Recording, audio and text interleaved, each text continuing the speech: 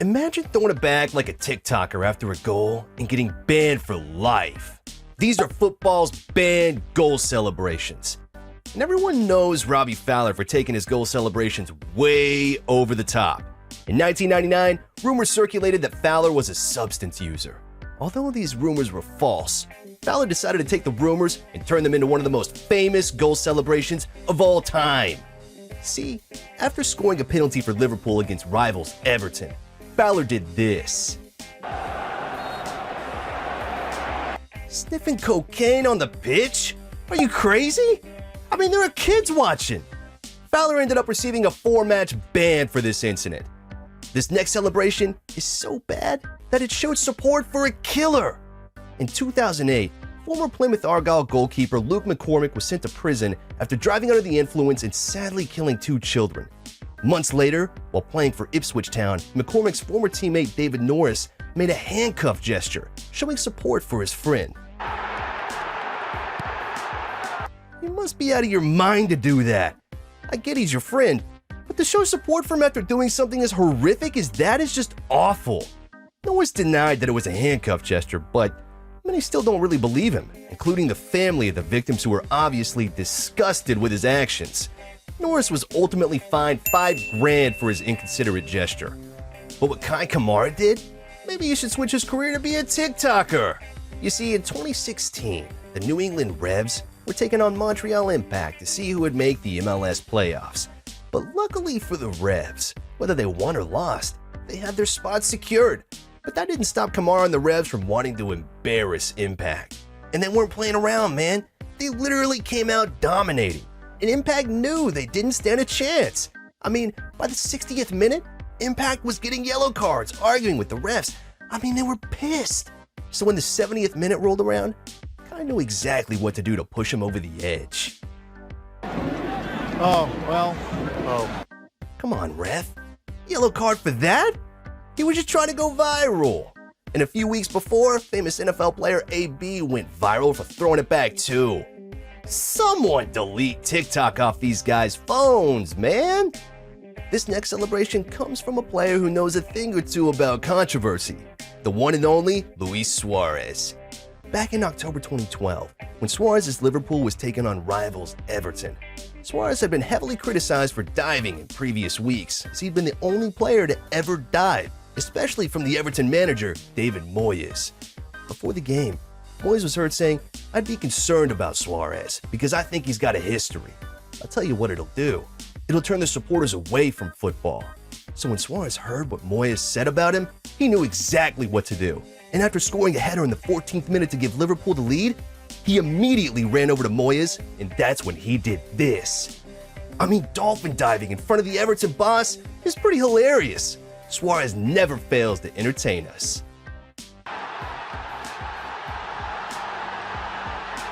But this next celebration made UEFA furious. I mean, making a team mad or even a coach isn't too big of a deal. But an entire league takes some skill. I mean, exposing yourself on live TV will probably get you in trouble.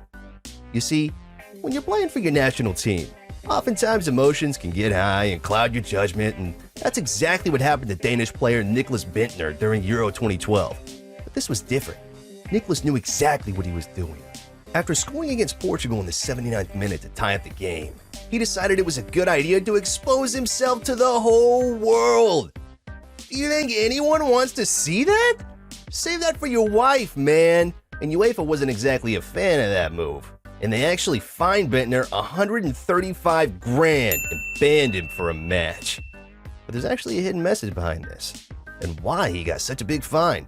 Because although it looks like he might have just been celebrating, Nicklas was actually promoting Paddy Power, a United Kingdom casino. So when UEFA looked into this, they realized he wasn't just celebrating, he was doing some free promo. And that's when they slapped his ass with a $135,000 fine. I mean, did he really think he was going to get away with that? To make matters worse, Denmark ended up losing 3-2. But there's no way we can miss Xherdan Shaqiri's band celebration, because this celebration might have made him the most hated football player in the world. You see, after scoring the 90th minute winner against Serbia for Switzerland in Group B during the World Cup, This man decided to fold his hands in the form of an eagle. All seems good, right? Nah, this celebration had deeper meaning. You see, Shaqiri was born in the partially recognized nation that was eventually fought over by forces from the Federal Republic of Yugoslavia, and the double eagle was an allusion towards Serbia's failure to recognize his birthplace as an independent state. So when he threw up his hands, he was disrespecting an entire nation. This celebration was considered too political for FIFA and slapped this boy with a $10,000 fine. But what Katinas Djurgos did might be Shaqiri's celebration in terms of being the most hated player in the world. Because back in 2013, while playing for AEK Athens, Katinas scored the game-winning goal for his team. And like any player, he went to celebrate. But to celebrate, Katinas did the unthinkable. He did the... are you out of your mind? Have you ever picked up a history book in your life? Katinas claimed that he was dedicating his goal to his friends in the stands. This is probably a whole bunch of BS. But even if it is true, it takes a different level of stupidity to think that this is an appropriate way to signal to your friends. People were obviously outraged by his celebration.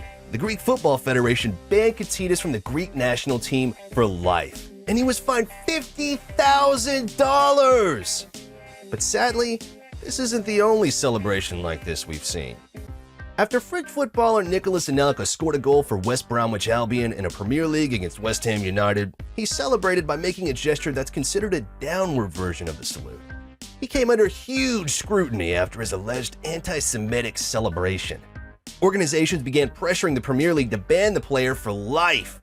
Anelka claimed that this was simply a reference to his comedian friend named Diodone.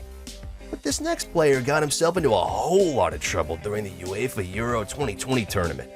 Austria's Marko Arnautovic got himself into trouble with a goal celebration after scoring in a group stage win against North Macedonia. Arnautovic was seen angrily screaming toward the North Macedonia fans while being mobbed by his teammates.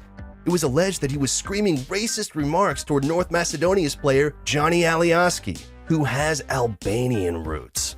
Arnautovic denied that he was being racist, but UEFA saw things differently. They ended up banning the Austrian forward for the team's next group match. Maybe next time Arnautovic will have a more cool and composed celebration. This celebration is definitely uncalled for, but this next banned celebration comes from a player a little more well-known than Marko Arnautovic. It comes from the legendary Cristiano Ronaldo.